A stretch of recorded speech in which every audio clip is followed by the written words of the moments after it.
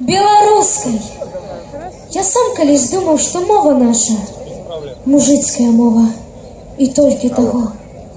Але як навучылі мяне чытаць і пісаць, з той пары я шмат дзе быў, шмат чаго ведзеў і чытаў і праканаўся, што мова наша ёсць такая ж людская і панская, як і французская, альбо нямецкая, альбо і іншая якая.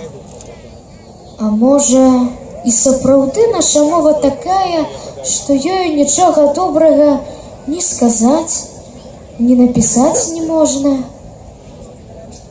Ой, не, наша мова для нас святая, бо яна нам ад Бога даная.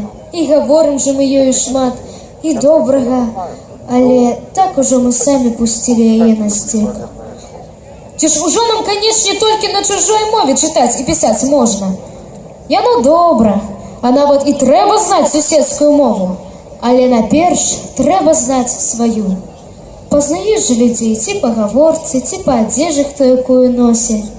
От ужо гаворка, язык і ёсць адзежа душы.